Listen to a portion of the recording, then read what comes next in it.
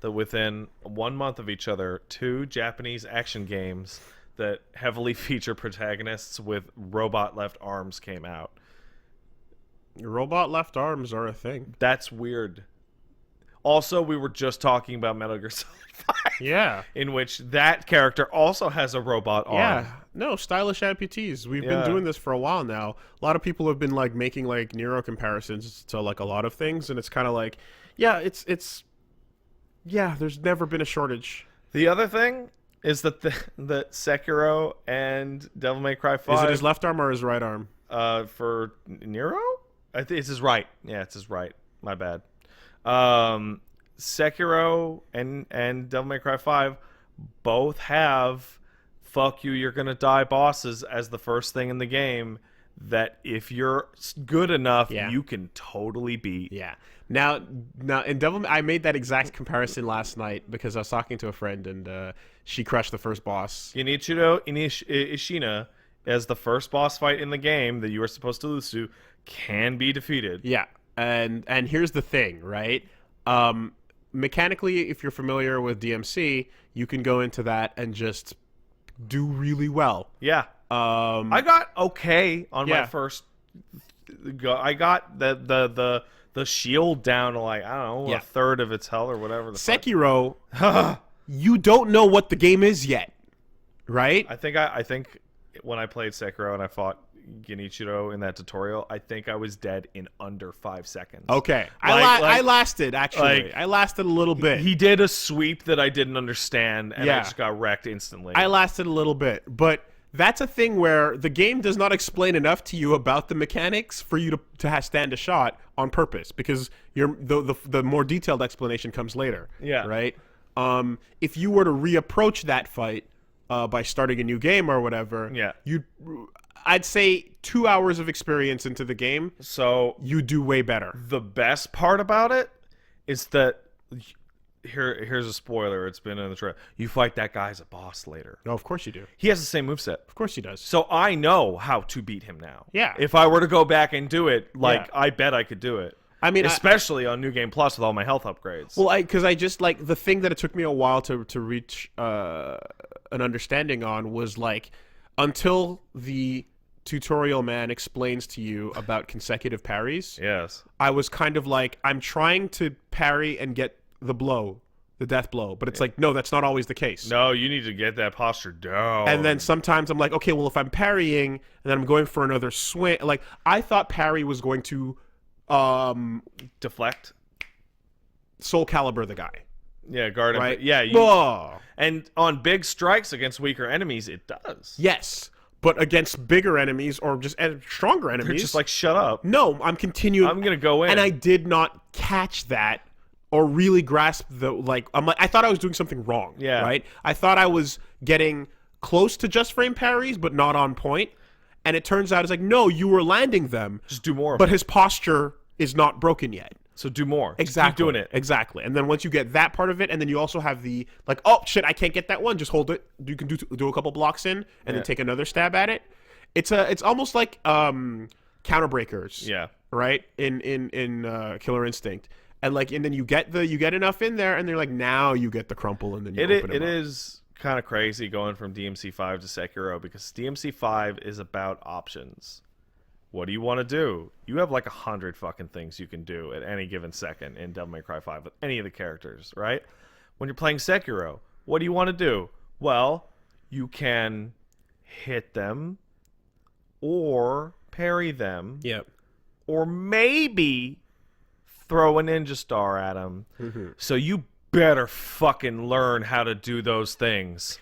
What you don't want to do is wait for them to come at you, because older Soul games wanted you to do that. Yeah, dude. This game does not want you to do that. I had somebody write in last night or the night before when I was streaming it, because they had watched you play it for hours, and they came over and watched me play it for hours, and saw that we were both playing it in the 100% opposite manner from each other. You were hyper-aggressive and just in the enemy's face all the time, but then when things would like go bad, you would back off when you should have been pressing the advantage. Yeah. And I was standing there going, I'm going to parry every single fucking thing that comes at me. Yeah. Until I would get greedy. Yeah. When I shouldn't have. Right. And like when I saw that, I'm like, I really need to go in more. And I did, and sure enough, I had more success. Yes. Because when you're just fucking in there, Yeah. they have a more limited amount of things they can do. So, you early on in the game, you fight a giant ogre thing, and that thing is, to me, so far, it's like that's your soul's boss, and that is won and possibly done, or at least for a while. You're not gonna have to deal with that anymore, because that guy is going to take big, long, predictable swings, and then you have to sidestep around them and take 1 or 2 hits and back off. I'm pretty much done with the game. I have the final bosses to go through, and then I'm done. Okay. So the game, you're supposed to be learning this because the game really doesn't tell you much, right? There's essentially 3 types of enemies, right? They're like, and I mean posture-wise, right? There's dudes that you are going to run up to and you are going to blow their shit open by rushing them down, and they're fucked. So let's say a lot of the animal type enemies, archers, whatever, right? Then you have guys that, boy, it's tough to get a hit on these guys because they're going to stop everything coming their way. Yeah. But they're going to attack you so much that if you're like clanging off everything, you're going to be able to get just like a stab in there and kill them instantly off a deflect. And then there's the guys who are fucking big and tough.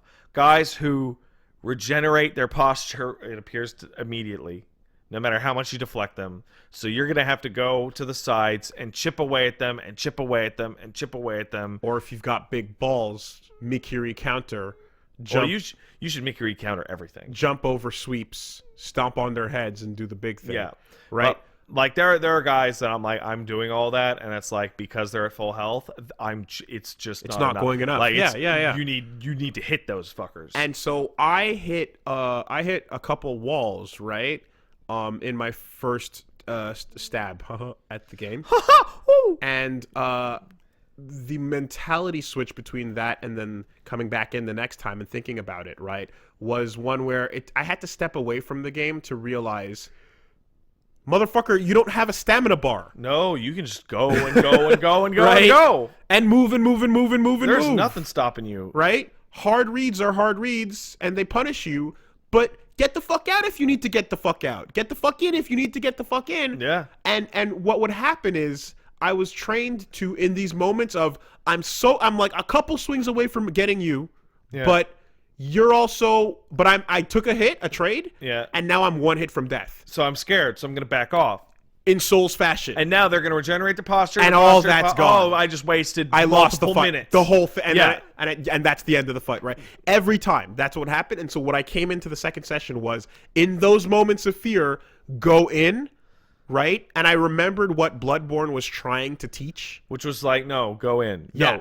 No, go in. I know you're scared, go in. In the end, in Bloodborne, you didn't have to do that. No. Sometimes you really shouldn't have. But it rewarded you for doing it. Yeah. Right? But that's why the lesson didn't take as hard. And I think this time around, they made that Bloodborne lesson mandatory. Yes. Because it was when I said, I have no life left, but I have to stay in, so let's take I managed to succeed. Let's take a really good example, which is Grandma Butterfly. Lady Butterfly, but everybody calls her Grandma now. That's where I stopped. So she is...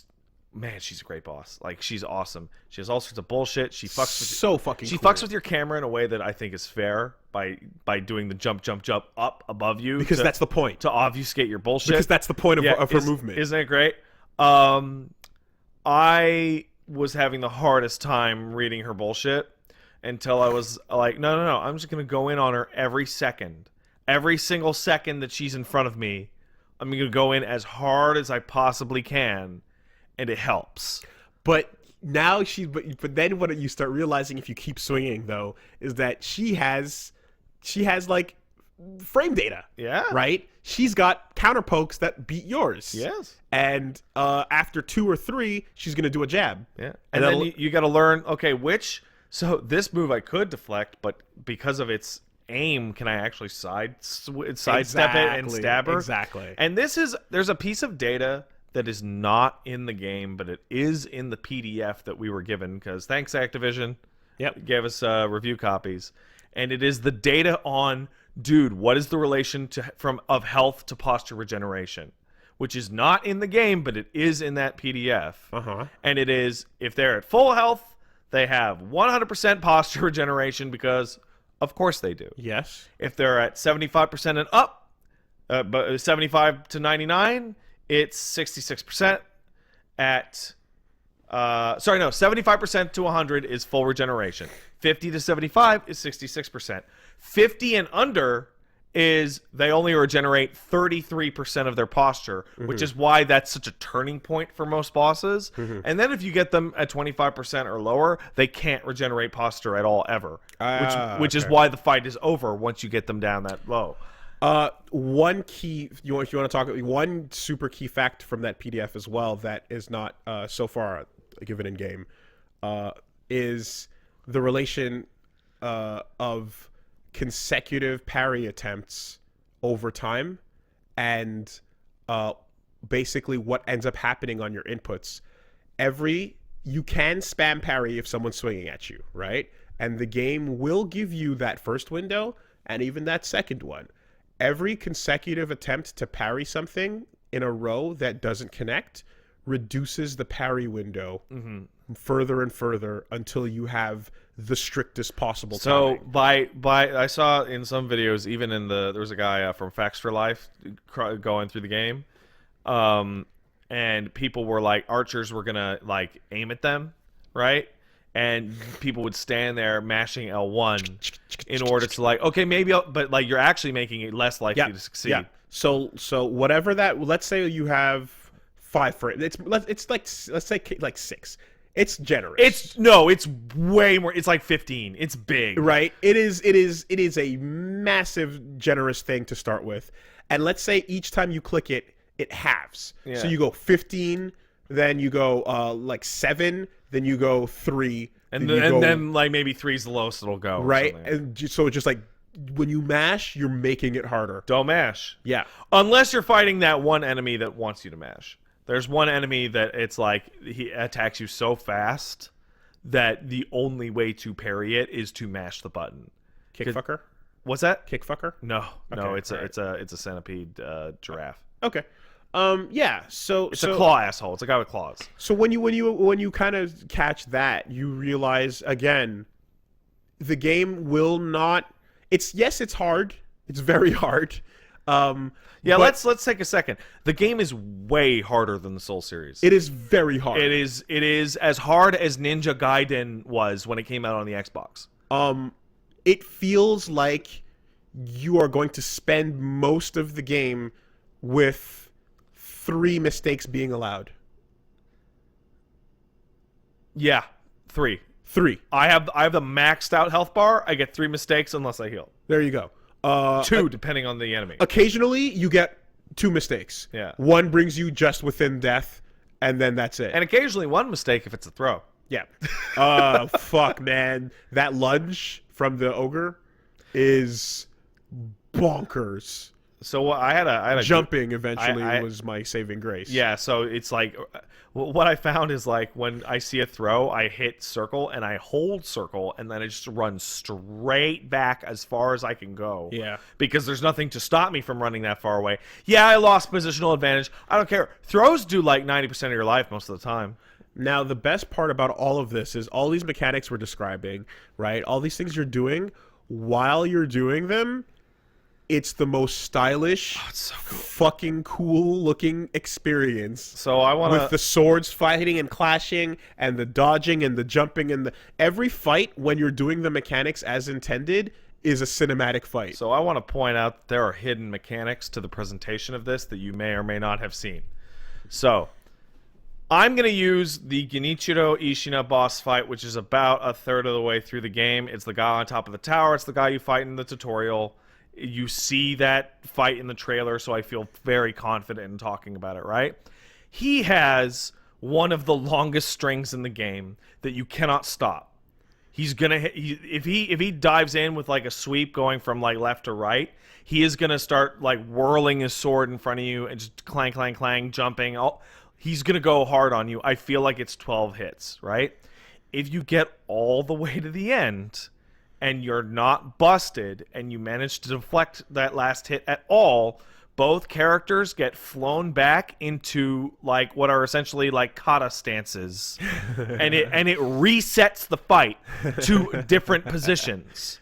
Okay. So it's clang, clang, clang, and then you hit that final hit, and you both fly back in your like ready stance. Yeah. And it's a unique stance for both characters, and then he's pushed a distance away, and you are essentially reset to the start of the round. Right. And because of the amount of clashing, your posture on both characters is very high. Yeah. And that happens with a shit ton of bosses. That even happens with some of the non-human bosses, in which they will strike you and you parry it, and then the camera frames them in the cool pose after the move they hit you with. It's so cool. It's very stylish.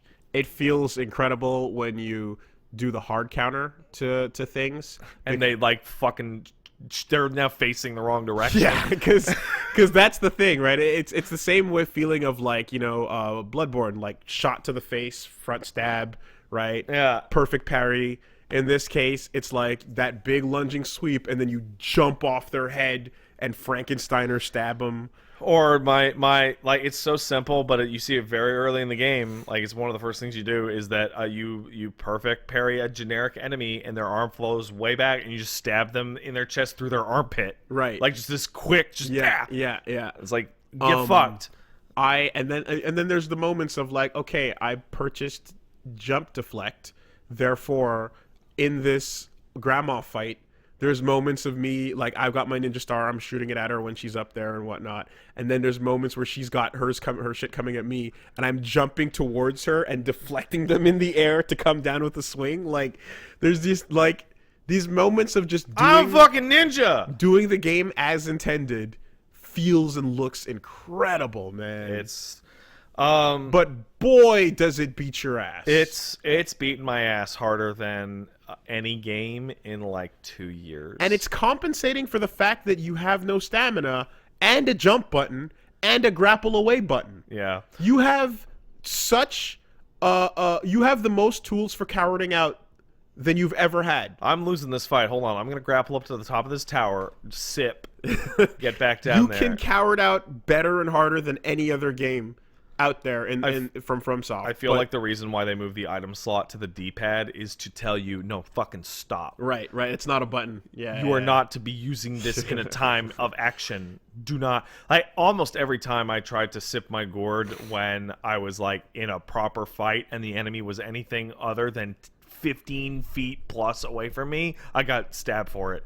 Now the tenshu-ness of this game is really high as well. Oh yeah, Big tenshus. It used to be Tenchu. Now, it straight up used to be Tenchu. Now the one thing that I'm not it's not a complaint because I can tell that there's something I don't know. Yeah. Right? But what I feel is that in that tenshu-ness, I'm expecting stealth game mechanics to have a certain flow to them, right? In Metal Gear, in Tenchu, in Assassin's Creed, in any game where you're sneaking about, right? There's a way to approach it, in Thief even, whatever. There's a way to approach a given scenario where you enter like a fortress and you see the guard posts, you know where they go. I'm gonna stealth these fuckers. You know where the hiding points are, and you know where the open bad spots are, right? And there's two guys facing each other. Big open field there, and it's like. And you've got the pull ability with the broken dishes or whatever. Yeah. What I'm having a hard time with is I usually go into that expecting that type of scenario, expecting there to be an optimized line of stealth. Yeah. Where if you do this properly, you can crush this whole counter, and no one will find you. That doesn't exist in this game. It doesn't. It's straight up one. There is one spot in you the can't game. European extreme this. There is one area in the castle where you get to a bonfire and then you sneak forward and there's a guy walking in a certain direction. There's another guy and you can take out like half the room. And then as soon as you do that, you go into the next room and you stealth kill a guy, but there's a much tougher guy facing him and two people in the adjoining hallway that are going to come in, and there's not much you can do to stop them. So some people in the chat are saying it totally does, right? But I in the places I've played so far, I would love to see, because I just feel I've encountered areas where it feels like a no alert playthrough is almost not possible. Yes. Right? Now, there are areas in which a minimal alert playthrough is totally possible. There's an area called the Gun Fort where you can take out a bunch of archers or riflemen or whatever, like somewhat stealthily. I think you can get almost everybody in there except for like 2 guys, but then you're gonna have to fight those guys. But like, there's a lot of areas that are just like, no, the stealth portion of this is for you to like initiate the encounter, eat away at the edges. Yes, exactly. And if you and initiate the encounter by reducing it, by picking a target. Yeah. But after that, you're drawing aggro and fighting a group. So what I tended to do is, there is an encounter that is very early that represents this very well, and it's the encounter immediately after the Chained Ogre. There is a mini-boss general enemy in the middle of an open courtyard, flanked by archers, multiple guards, flanked by this motherfucker with a pot that is just the worst, which is the worst There, by the way, there are 3 of those in the entire game. They are really rare. There's like a bunch of sword dudes around, and it's like, okay, what can I actually do? I can stealth up to the right. I can stab the pot guy. I can drop down further to the right and stab 1 or 2 of the guys around the back, and then everyone's pissed off. All right. Well, if you retreat far enough, they will reset, and then you can take out the rest. But what I usually try and do is get the ranged assholes. Yep. And you can ease in and out to take out those 2. And when I mean get them, I mean, okay, I stealth 1 or 2, and then I'm just going to sprint right to the others and just kill them instantly. Right. And then leave. Yes. And then maybe on attempt 2, I will get the rest of the melee units, but not the boss. Yes, exactly. And now the boss is completely by themselves, and I can remove an entire life bar from them with a stealth attack. And here's the thing: the fact that death blows put you into an invulnerable state mean you can avoid bullets and bullshit if you time it nicely. The game would be impossible if death blows did not make you invincible. Right. It would be actually, oh my god. So successfully, I've managed to find these encounters where you ease through by taking out the edges and then running away and then coming back, right, and re-engaging. Another good example is there is the first like spear enemy in the past. Oh yeah, the shinobi hunter. And that area where it's like you can take out the first guy that shows up by the bridge, you can take out the archer by the grass, you can get one of those 2 on the side, but they're going to spot you. Yeah. Right? And at that point, you can either continue the fight or run away. Now, running away yields you a reset chance, and then you can come back in and you know, stealth another person. But it just my whole thing is just that when you're running away from multiple alerts, that's not what every other stealth game wants you to do. No. So in fact, it feels pretty clunky. Yeah. So I'm really weirded out by that being intended here.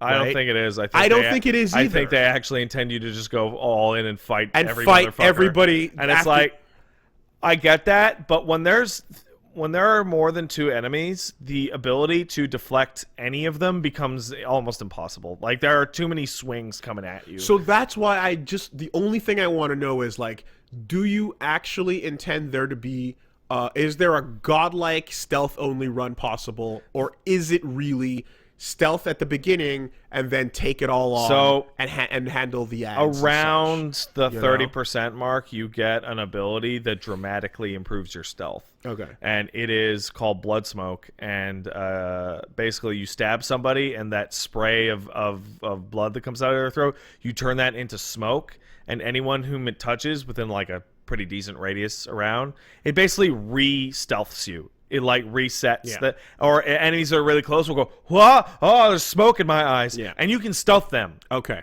And like there's a fight near the very end of the game where there is a big tough elite with 4 guys that are good ass normal enemies looking at him. Yeah. And he's got his back to you. Yeah. And they have your and then there are 2 archers, but there are 7 people in here. That's a shit ton of dudes to fight. Yeah.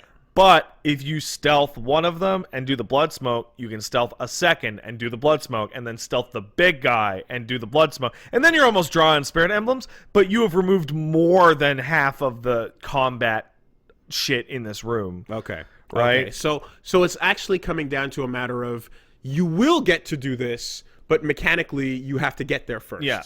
Right. That And makes you more will get sense. to do it for a little bit because it takes a resource. That makes sense because right now multiple of these forts rooms are like I have to run away or like fight everybody, but you can't stealth. So I this. would You just like don't to, have the tools. I would like to point out that the past segment, despite it being shown to you as an alternate path, is very, very like now that I've pretty much beaten the game, that thing is intended to be pick away at it as you will. As you go. Because well, you fought Juzo, right? The drunkard? Yes.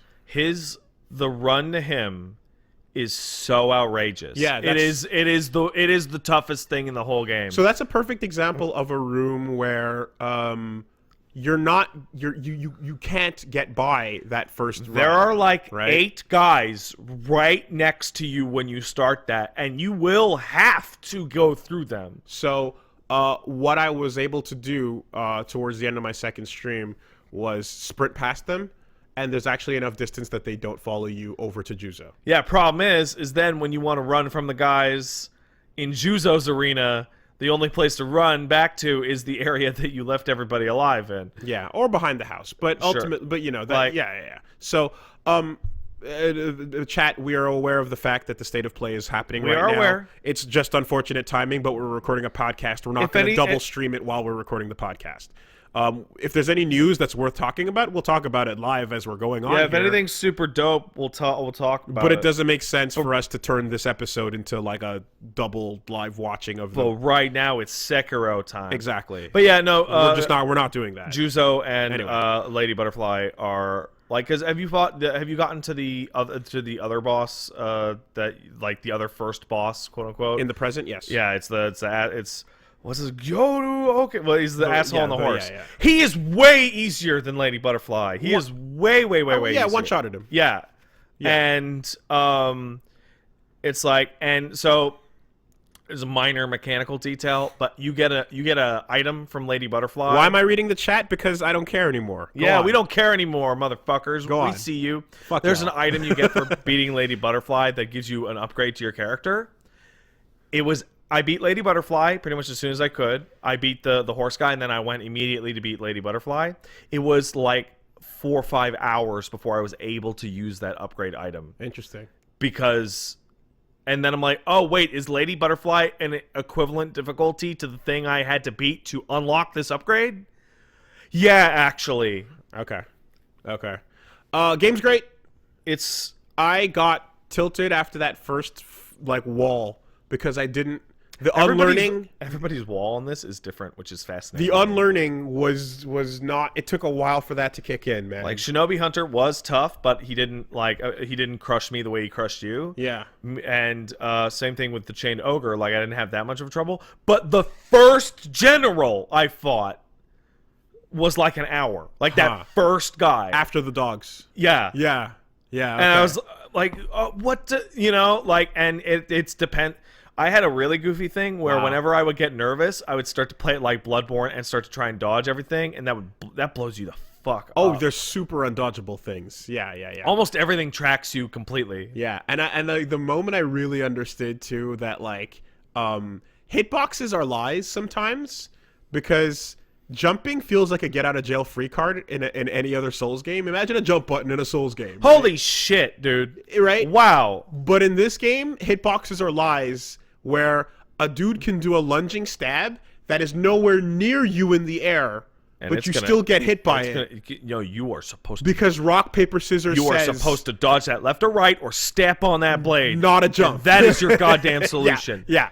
They actually make like if there's an invisible sphere you could see of like a hitbox, you would see the area above your head turn red. So there's a gun enemy that you fight that taught me about the way jumps and grabs work in this game. So I'm gonna assume everybody at home knows what I'm talking about when I use hitboxes. They're the invisible box that touches you from the enemy that grabs you, right? So enemy grabs have like a 8-foot tall vertical hitbox on the strike. Yeah. That ogre grab was pure lies. If the hitbox or if the visible part of the enemy is touching your toe when you're in the air, you're getting zoomed back down to the floor for the grab. I was under the ogre's armpit one time and teleported back into his hands. Yeah, don't jump them. Or if you are going to jump away. Well, so that PDF says jumps work? Yes. Don't do that. Not recommended. Yeah. So the other thing about the game is that I was worried about the length, and I was worried about the, let's call it, you spent a lot of time in the Sheena Castle, dude. Like that castle and the outskirts, like that, I don't know what to call it other than a tile set, right? Of snowy, mountainous. I'm not there yet. I don't know. No, Sheena outskirts is what I'm talking about. Oh, beginning. Yeah. Yeah. Like it's snowy and it's feudal Japan, and like later if you beat the horse guy, then you can look up and see the castle there, right? There's a lot of the game that's in that look, right? And it's all at the beginning too. Guess what? That's feudal Japan, right? And it's all at the beginning. Like you spend like, I don't know, 8 hours in that. And I'm like, oh man, I really hope that it's like, no, once you walk through the front door of that castle, you are literally given a sculptor's idol, and there's a path in front of you, and there's a path to your left, and there's a path to your right, and they all go to different places, and they all look different. And the other thing about the game is that it is considerably longer than I anticipated. And there's a really, really, really easy way to tell how far you are in the game, like to a percentile point. And that is there are 40 prayer beads. So and I think you can pick up 6 off the floor. Right? Yeah. Like it's like I got my defense to 11 and my attack went from 1 to 2. I love that the attack value is like, and that is bullshit. It's hilarious. But yet it is twice as big of a number than 1. Yeah, except that's not actually how it works. Right. I have an attack value right now of 12. I'll be able to hit 13 before the end of the game. And there are 40 beads, and the vast majority of those beads are going to come off badasses. Including a bunch of badasses that are optional. That are well, like I'd say, like a half or more. You don't actually have to fight them. You can just actually run by them. You really should, though. But also including optional guys that don't give you beads, they give you other shit, which is gonna be. I'm gonna take a few minutes to talk about the worst part of the game by far, and it is the item Divine Confetti. Divine Confetti is the worst thing ever. So I picked up one, and then I went to a place where I was was basically told to use it by the game. Yes. And then I failed. Yes, you did. And then that was the end of my shot. Yep. That is easily the worst thing in the game. There are 5 of those dudes around that are They work differently than everything else in the game. They're completely unique encounters. I assume there's going to be a vendor of Divine Confetti. And if there isn't, I don't know what to say. Because the fact that limited attempts are allowed makes no sense. So I know everything about this, and so I will complain about it to you, and you will learn a few things, and maybe your complaint will change. Divine Confetti is rare. How rare? Not that rare. But the reason why we're talking about it is because basically you have to fight some fucking ghosts. And you are going to do, like, I want to say 10% of your normal damage to them if your sword isn't on flaming holy fire. But the problem is the ghosts are totally different. Fuck you, Bishamon. The ghosts are completely unique enemies that have different rules than the other enemies, including a stat that will just kill you. Yeah, they got curse. That when you get to them, you don't know how to actually deal with that, and you don't actually even have the item that removes it. They slow down the arena. Like, everything about it is to fucking, like, you get into the fight, and you're like, I don't know what's happening. And Mechanics are gone. Right. And then you're like, okay, well, first of all, do you want to actually kill these things? Well, you don't even need one Divine Confetti. You need two at least. At least. Because they got 2 health bars, and it takes a while, right? There's a type of them that you might actually want to have 3. So this gives a situation of like, okay, I got 2 more Divine Confetti. I'm going to attack the Headless. I'm going to give it a shot. All right, I'm dead in 2 seconds. All right, I'm going to resurrect. All right, I'm dead again. Okay, well, now I can't fight the Headless again for another couple hours because I don't have any Divine Confetti. You wasted 2. It sucks. Yeah. It sucks. There are dudes in the castle that have them on the drop table. Okay. So they can drop them, but it's rare, and farming them for it is miserable. But it exists. About 90% of the way through the game, you will get an item that allows vendors to sell it. Yep. Okay. Great. Done. Solved. Now, But that sucks how far that in is. Blah. That sucks how far in that is. But the fact that you can get to a point where I can put that problem away until the credits roll. So the problem with it is I'm fine with that. Is that these guys drop unique, super good shit. Yeah, of course they do. But if you told me that, you would never take another shot at it. The first one that you encountered is the best one to kill in the entire game, because he drops a version of the Buddha's attack sugar that is just an infinite use item that costs spirit emblems instead of a consumable item. Okay. So you now just get the ability to give yourself power within for a couple emblems. Okay. It's insanely good. Problem is what happened in my game is I got to the point where I could finally buy Divine Confetti, and then went back and within about an hour killed every single Headless in the game and got all of them all at once. And there was no progression to it. It was just like, now that I can finally run enough attempts, I can go and get them. And then I went and got them. Okay. Because if you attempt them the reward is not worth it at the 90% mark. It still is, but it's like, boy, I wish I had this earlier. But my ability to actually do that earlier was incredibly limited. Yeah. Like, now that I've more or less beaten a bunch of them and I know how they work, yeah, I could probably do it at that point in the game. Okay. Because I learned how to fight them. But you don't get the chance to learn how to fight them because they wipe you, and then you're fucking... Yeah. Because it sucks. It genuinely sucks. Well, now knowing this, now I'm just going to scum it in the sense of I'm going to just watch any video about how, you know what I mean? Like, find out exactly how to deal with the fucking terror. Yeah. Find out exactly, like, I'm just... I can tell you right now, I'm just gonna... You get to the castle, and then you go to the dungeon, and in the dungeon you can kill some guys there, and every single guy there drops the consumable item that lets you remove terror. Okay. Because I'm Bam, done. Yeah, because I'm just like, if I don't get a chance to learn this fight,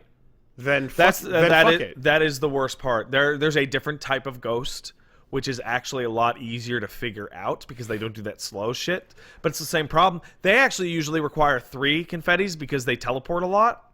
And it's like, I'm picking up every item in the... Okay, so at the time that you encounter the first Headless, I ran the math on this. You can have a total of 6 confetti. You can get 5, I think, from the flashback. And you get 1 from the area in front of it. Took me a whole lot more than 6 tries on some enemies. Yeah, on regular fucking enemies in some cases. So this thing is busted. What do you get? You get 3 attempts. What actually happened? I would go in, get it blown open so hard that I'm like, well, any attempt that I do now will be wasted, and then didn't even attempt it again until like 15 hours later. Mm-hmm. Because it's putting the Black Knight enemies as like, try and fight them, but then it's terrible. It is easily the worst part about the game. The worst.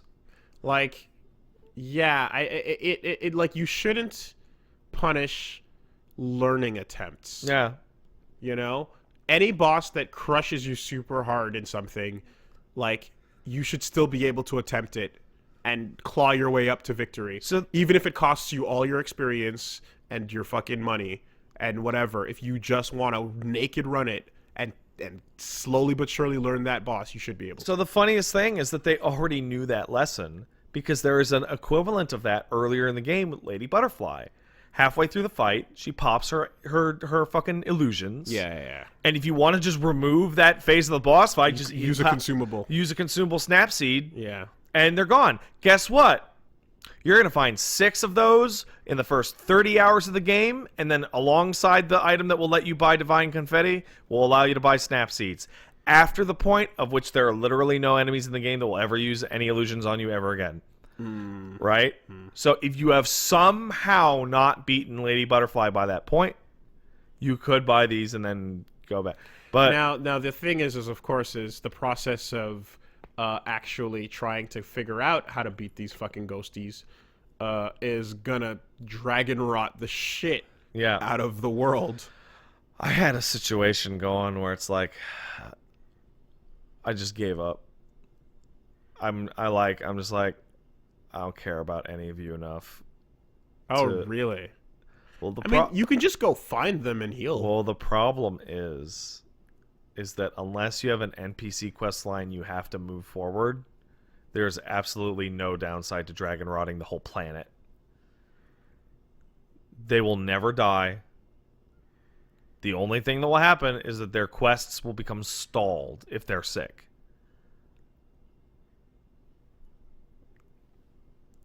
They will dude, it is in the reviewer guide. They will never die. That changes a lot. They'll get sick, and you won't be able to get the unique... so take Sculptor, right? By the way, that changes a whole lot. Sculptor has to get sick. Yes. It is actually... unavoidable. So one... I mean, you die like a couple... he's the first one to go, and it's like a special cutscene. Even if you progress past a certain point without dying, he still gets it. Yeah, if you beat the memory, with 0 deaths, he'll still get it. Yeah, right. There's a mechanic where you can give him booze, and you'll get like extra dialogue, and you'll learn more about him, right? And you can't do that if he's sick, right? And there's ending conditions where you have to eavesdrop on people and talk to people in certain orders, stuff like that. Okay, well, you won't be able to do those if they're sick.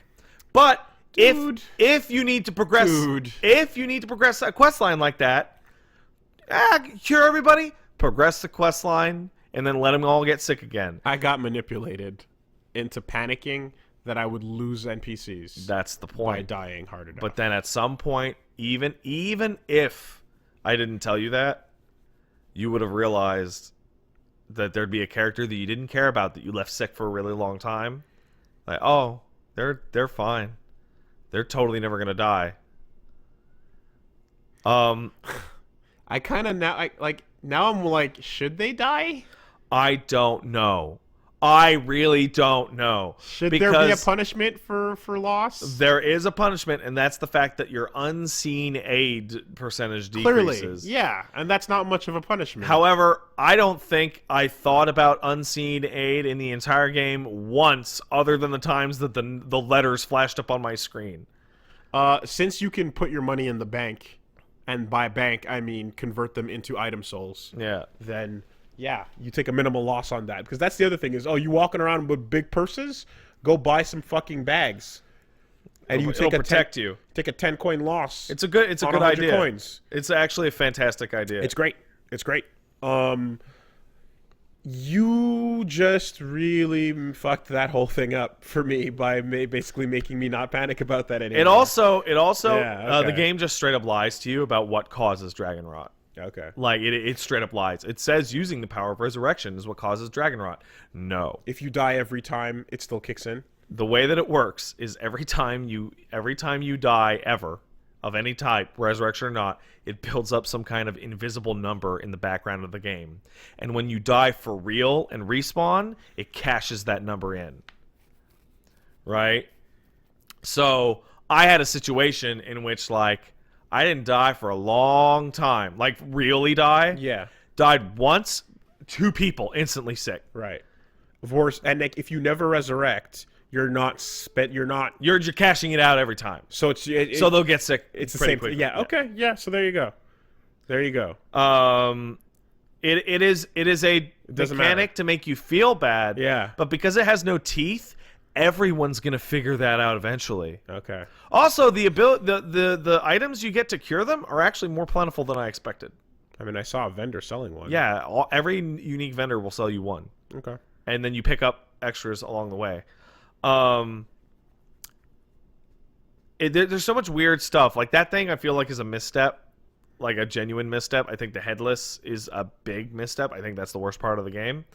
But then on the other hand, it's like some of the best bosses FromSoft has ever made are in this game. See, including bosses, and I'm going to be really careful about how I say this, bosses that their encounter lies to you. Okay. I put my controller down at one point that I really shouldn't have put my controller down. So my advice to you is that those boss health bars, they will often lie. So you be careful.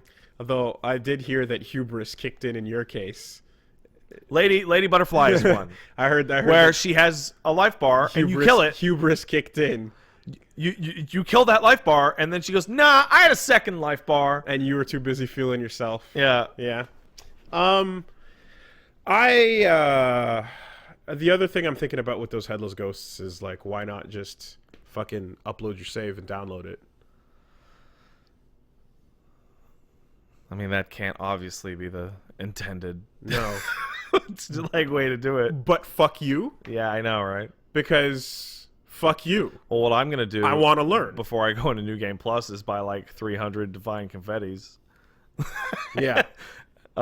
Because fuck having to learn those things over again. This is where I wish I could fucking summon a sign, have someone drop some, and then just fix the game. Yeah, so it's not a From Software game without bizarre mechanical issues of this nature where it's like it doesn't quite gel. That being said, after going through every area, this is somebody said in my chat yesterday and they really nailed it. This is the tidiest From Software game.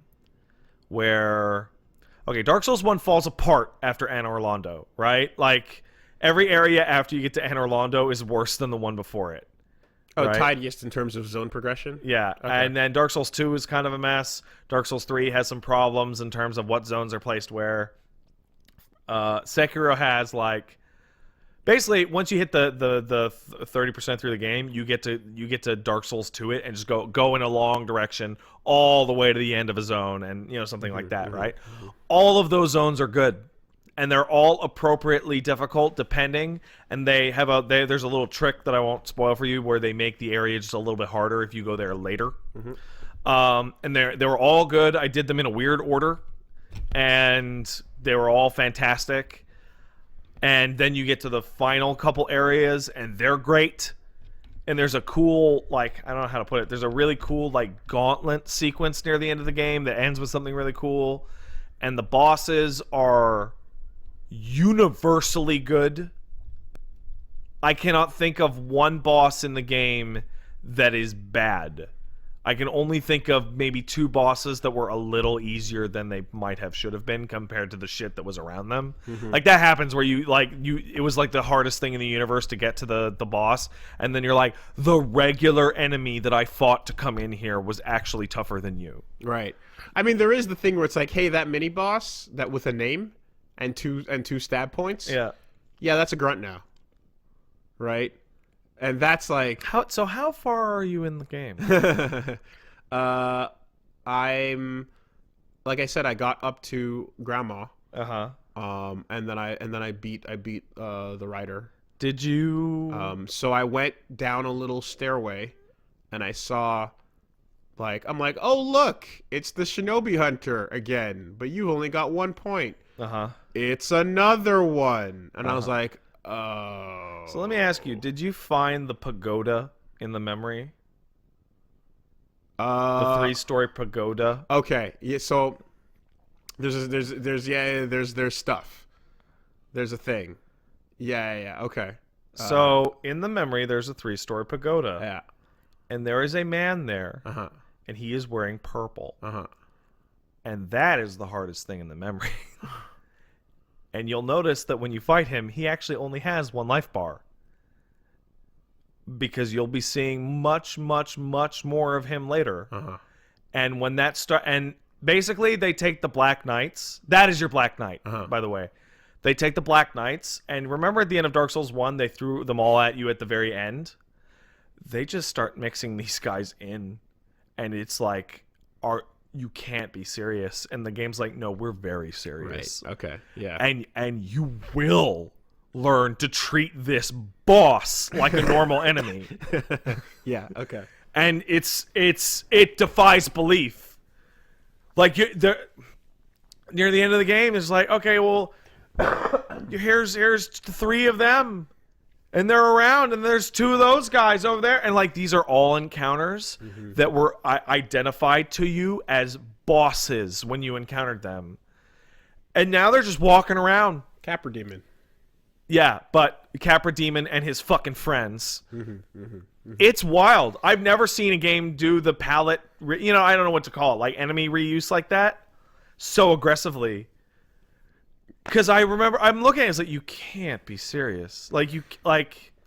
I remember hoofing it from the Shinobi Hunter and panning the camera back and seeing him on my ass the exact speed. Yeah, he's coming. And I was like, oh shit. I made 0 distance from him because he said, nah, you go learn today. Like, you get to a point where you see, okay, let's take Shinobi Hunter. They're a lance user for people who don't know. Okay, lance user. Okay, great. Wow, this guy's tough. But you learn it, right? And you just barely eke out that win. And then later, you see a lance user, and you're like, does this motherfucker actually have this? He totally has the same moveset. Oh my god. Yeah. But he's only got 1 health bar, so he's a little easier. And then later, you're like, oh, thank god, it's just a lance user. Okay. Right. Because I'd much rather fight him than Purple Man, or the game has an equivalent of the Black Katana Skeleton, whose form I will not ruin for you because it is fucking dumb, and I could not believe that shit was in the game. Feels like they wanted a game that would basically like fuck you up if you came in going, yeah, Souls. It does. Right? But the other thing is that people who aren't familiar with Souls are coming in and getting fucked up because, a game that's by humans. Exactly. Like, it's and that's what I was gonna say is, what if you're not Souls? What if you're Tenchu? So know? There's been a blowback to this, and it's the same blowback that happens. Like, the Dark Souls games aren't that hard. They're just unfair. Sorry, no, they're not unfair. They're punishing, right? This game isn't actually all that punishing. It's quite kind with its death penalty. But it's hard. It is as hard as people are telling you. It is reflex and pressure intensive to the up your ass. Like, it is the hardest game I have played in years. Beating certain enemies requires reacting to the startup of their animation. In some cases, the startup of their animation is very slow. In some cases, it's near instantaneous. I like the fucking general man, Tenzin. Yeah. And after the ogre guy. Yeah. He's got a dashing uppercut that is, it might as well be K-Dash doing... So you want to know? I know it's the one where he rolls, right? It might as well be K-Dash doing his super with no freeze frame. It's the one where he rolls and does like an uppercut? Yeah. Guess what? He only does that when the sword is to his left side. Okay. So that's your hint. That's your hint. Did you figure that out? No?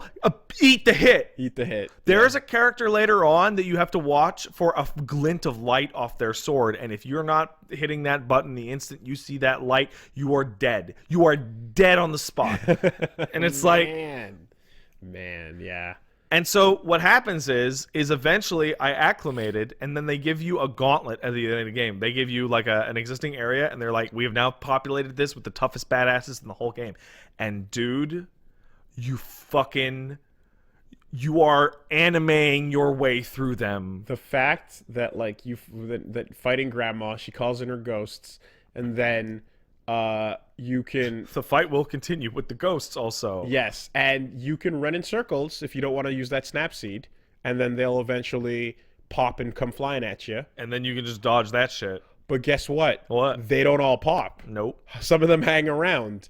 And if you use the snap seed anyway, guess what? Sometimes it's in a radius around your body. So you're still going to deal like they're like, "Nah, it's not free. It's never free. Nothing is free.